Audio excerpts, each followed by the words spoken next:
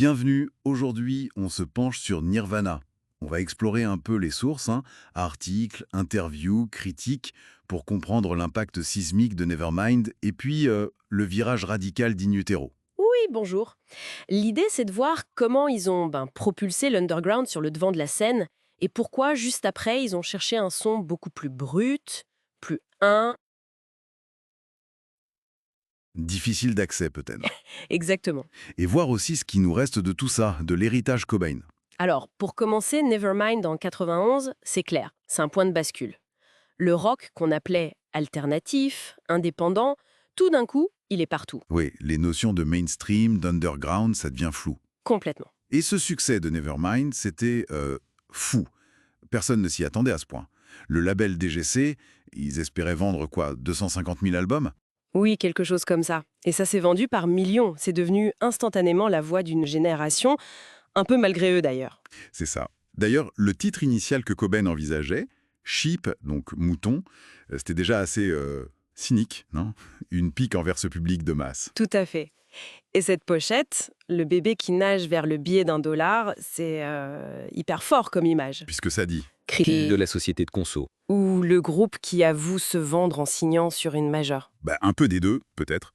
Le photographe, Kirk Weddle, a raconté qu'il a fallu 50 prises pour avoir la photo. Ah oui, oui. Et l'ironie, c'est que cette image, potentiellement critique du système, est devenue un des plus gros produits dérivés du groupe.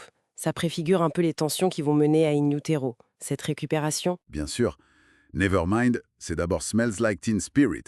Ces structures couplet calmes, refrain qui explose. Hérité des Pixies qu'ils adoraient. Exactement. Et des paroles assez cryptiques. C'est quoi? Un hymne ado, une critique. Et l'histoire du titre est assez drôle, non? Juste une phrase taguée par Kathleen Hanna de Bikini Kill sur un mur. Oui, Kurt smells like Teen Spirit parce qu'il utilisait le déo de sa copine de l'époque Toby Vale. C'est ça, le déodorant Teen Spirit, une origine assez banale pour un hymne mondial. Et il y a aussi les titres plus sombres déjà. Lithium, qui parle de maladies mentales, des troubles bipolaires. Ou Polly, basé sur une histoire vraie terrible de kidnapping et de viol, racontée froidement du point de vue de la victime.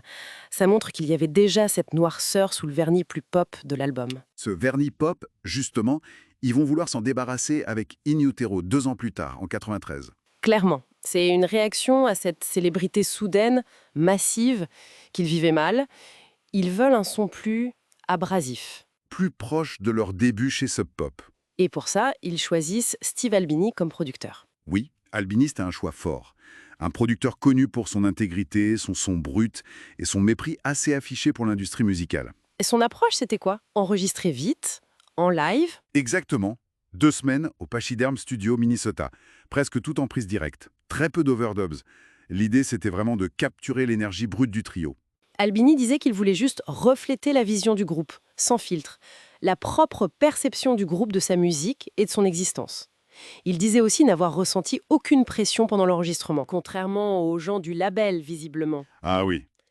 Parce que là, il y a une tension intéressante. Cobain décrit l'album comme impersonnel, mais en même temps, les paroles sont pleines d'allusions à sa vie, non? Bah oui. Le divorce de ses parents dans Serve the Servants, la paternité, sa relation avec Courtney Love, les médias. C'est ça. Comment un album peut être impersonnel et si chargé de vécu personnel en même temps? C'est fascinant. Mais le label DGC, eux, ils n'ont pas du tout aimé le résultat. Ils ont trouvé ça inécoutable. C'est le mot qui est ressorti, oui. Trop brut, pas assez commercial. Ils ont fini par demander à Scott Litt, qui avait bossé avec R.E.M., de remixer certains singles comme Heart Shape Box et All Apologies pour les rendre plus acceptables pour la radio. On a donc vraiment 2 disques très différents.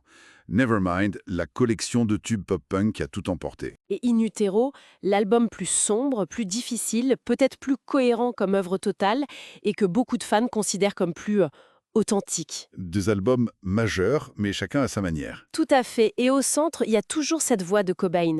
Même quand il s'inspire de livres ou de films, il y met une émotion, une colère, une vulnérabilité qui est unique. C'était ça sa force, non? Exprimer cette aliénation, cette rage contre le conformisme, contre le machisme aussi, qu'il détestait dans le rock classique. Absolument. Il a même écrit dans les notes de la compilation Incesticide un message très direct aux fans, leur demandant de ne pas acheter leurs disques s'ils étaient homophobes, racistes ou sexistes. C'était assez rare et courageux à l'époque pour un groupe de ce niveau. Il faut aussi dire un mot du MTV Unplugged. enregistré fin 93. Une performance devenue culte. Ah oui, l'Unplugged, iconique, mais enregistré dans une ambiance assez pesante, apparemment. Cobain voulait une déco très sombre, comme un enterrement, avec des lys, des bougies noires. Le groupe était nerveux et il y a eu des tensions avec MTV. Ils ne voulaient pas jouer que les hits. Non, ils ont fait beaucoup de reprises de David Bowie, de Lead Belly, et ils ont invité les Meat Puppets, un groupe que peu de gens connaissaient. C'était pas du tout ce que MTV attendait. Et pourtant, le résultat est incroyable. Bouleversant. La reprise de The Man Who Sold the World de Bowie ou Where Did You Sleep Last Night de Lead Belly à la fin. C'est d'une intensité folle. C'est devenu un de leurs enregistrements les plus aimés, paradoxalement. L'album sorti après sa mort a été un succès énorme. Donc, pour résumer un peu, Nirvana a vraiment changé la donne dans le rock. D'abord en amenant l'alternative au sommet avec Nevermind, j'ai cette quête d'authenticité. Ça continue de parler à beaucoup de monde aujourd'hui. Oui, leur ancien manager, Danny Goldberg, disait que Cobain était peut-être le dernier maillon d'une chaîne rock capable de faire ce pont improbable entre l'underground et le succès planétaire. Une fusion pop et radicale. C'est une idée intéressante. Et ça nous amène peut-être à une dernière réflexion pour nos auditeurs. Si on met de côté le mythe, la tragédie, qu'est-ce qui résonne le plus fort pour vous aujourd'hui dans la musique ou l'histoire de Nirvana ? Surtout à une époque où, justement, ces lignes entre underground et mainstream semblent encore plus poreuses, voire obsolètes.